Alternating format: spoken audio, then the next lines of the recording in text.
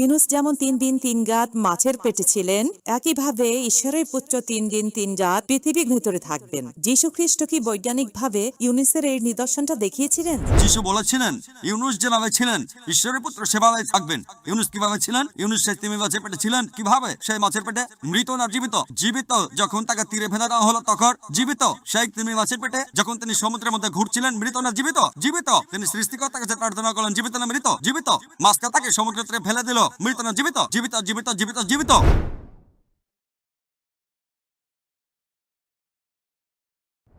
আমি অনুচ্ছেদটা ঠিকমতো জানি না, তবে বাইবেলে কথা আছে ইউনুস যেমন 3 দিন 3 রাত মাছের পেটে ছিলেন, একইভাবে ঈশ্বরের পুত্র 3 দিন 3 রাত পৃথিবীর ভেতরে থাকবেন। যীশু খ্রিস্ট কি বৈজ্ঞানিকভাবে ইউনুসের এই নিদর্শনটা দেখিয়েছিলেন? বোন, আপনি যে অনুচ্ছেদটার কথা বলছেন সেটা আছে বাইবেলের গসপেল অফ ম্যাথিউ 12 নম্বর অধ্যায়ের 38 থেকে 40 অনুচ্ছেদে।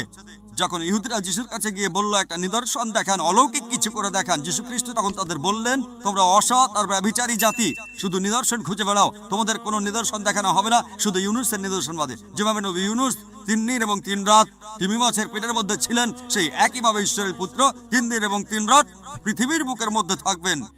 ইউনুসের নিদর্শন, নবী ইউনুসের উদাহরণ দিয়ে যিশু এক কথায় সব বুঝিয়ে দিয়েছেন। আর আপনারা যদি ইউনুসের নিদর্শনটা পড়েন, বুক অফ জোনা 2 পৃষ্ঠার অধ্যায়, আর বেশিরভাগ লোকই জানেন, যদি ভালো করে দেখেন, ইউনুস 3 দিন 3 রাত ছিলেন, কিন্তু যিশু খ্রিস্ট কতদিন ছিল? আর আমরা একটা গসপেল থেকে জানতে পারি তাকে ক্রুশবিদ্ধ করা হয়েছিল, ধারণা করা হয়, ধারণা সন্ধ্যা হওয়ার পর তাকে ক্রুশ থেকে নামানো হয় আর একটি সমাধারে রাখা হয়। আর রবিবার সকালে যখন লোকজন সেই সমাধিতে গেল, সমাধারটা তখন একদম খালি। তাহলে যীশুখ্রিস্ট সেই সমাধি ভেতরে ছিলেন শুক্রবার রাতে।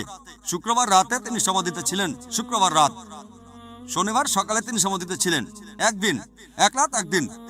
তারপর শনিবার রাতেও সেখানে ছিলেন, অর্থাৎ 2 রাত আর একদিন, 2 রাত। রবিবার সকালে সমাধি খালি ছিল, অর্থাৎ যীশুখ্রিস্ট সেই সমাধিতে ছিলেন 2 রাত আর একদিন, 3 রাত 3 দিন নয়। ডক্টর উইলিয়াম ক্যাম্বেল তার বইয়ে উত্তর দিয়েছেন যে দিনের একটা ছোট্ট অংশ, সেটাকে অনেকে একদিন বলে। যদি তার কাছে কোনো রোগী আসে যে অসুস্থ ছিল শনিবার রাতে, আর সোমবার সকালে তাকে জিজ্ঞেস করা হলো তুমি কতদিন অসুস্থ ছিলে, সে বলবে 3 দিন। ঠিক আছে, মেনে নিলাম, একমত হয়ে মেনে নিলাম, আমি খুবই উদার। আপনি বললেন দিনের একটা অংশ মানে পুরো দিন, মেনে নিলাম। তাহলে শনিবার দিনের একটা অংশ পুরো দিন, রবিবার দিনের একটা অংশ পুরো দিন, মেনে নিলাম, ভালো।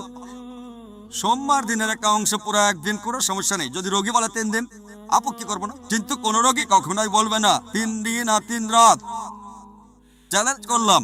আমি আলহামদুলিল্লাহ আমি অনেক রোগী দেখেছি, আমি এখনো এমন কোন রোগী দেখিনি, এমনকি খ্রিস্টান মিশনারি সহ, যে আমাকে এভাবে বলবে। বললাম সে গতকালের আগের রাত থেকে অসুস্থ, আসিয়া বলছে 3 দিন 3 রাত অসুস্থ। যীশু খ্রিস্ট এখানে শুধু 3 দিনের কথা বলেননি, যীশু খ্রিস্ট এখানে বলেছিলেন 3 দিন আর 3 রাত। তাহলে এটা একটা গাণিতিক ভুল, বৈজ্ঞানিকভাবে যীশু খ্রিস্টের কাছে করে দেখাননি। আর এছাড়াও যিশু বলেছিলেন ইউনুস যেভাবে ছিলেন ঈশ্বরের পুত্র সেভাবে থাকবেন। ইউনুস কিভাবে ছিলেন? ইউনুস সেই তিমি মাছের পেটে ছিলেন। কিভাবে? সেই মাছের পেটে মৃত না জীবিত? জীবিত। যখন তাকে তীরে ফেলে দেওয়া হলো তখন জীবিত। সেই তিমি মাছের পেটে যখন তিনি সমুদ্রের মধ্যে ঘুরছিলেন, মৃত না জীবিত? জীবিত। তিনি সৃষ্টিকর্তার কাছে প্রার্থনা করলেন, জীবিত না মৃত? জীবিত। মাছটা তাকে সমুদ্রের তীরে ফেলে দিল, মৃত না জীবিত? জীবিত, জীবিত, জীবিত, জীবিত। যখন কোনো খ্রিস্টানকে জিজ্ঞেস করি সেই সমাধি কক্ষে ভেতরে যিশু কিভাবে ছিলেন, সেই সমাধারে জীবিত না মৃত, তারা বলবে মৃত। জীবিত, আলহামদুলিল্লাহ। আপনি কি খ্রিস্টান? যদি তিনি জীবিত থাকেন আলহামদুলিল্লাহ, তাকে ক্রুশবিদ্ধ করা হয়নি। যদি তিনি মৃত হন তাহলে নিদর্শনটা দেখাননি। আমার ভিডিও ক্যাপচার দেখতে পারেন, was Jesus peace be upon really crucified. আমি প্রমাণ করেছি যিশু খ্রিস্টকে ক্রুশবিদ্ধ করা হয়নি। পবিত্র কোরআনে সূরা নিসার 157 নম্বর আয়াতে উল্লেখ আছে, ওয়া মা কাফানু ওয়া মা ফালুহু, তারা তাহাকে হত্যা করে নাই, ক্রুশবিদ্ধ করে নাই, কিন্তু তাহাদের হৃদয় হইয়াছিল। ধন্যবাদ ডক্টর নায়ক। এরকম আরও ইন্টারেস্টিং ভিডিও, ইসলামী সঙ্গীত ও লেকচার পেতে এখনই চ্যানেলটি সাবস্ক্রাইব করে আমাদের সাথে থাকুন।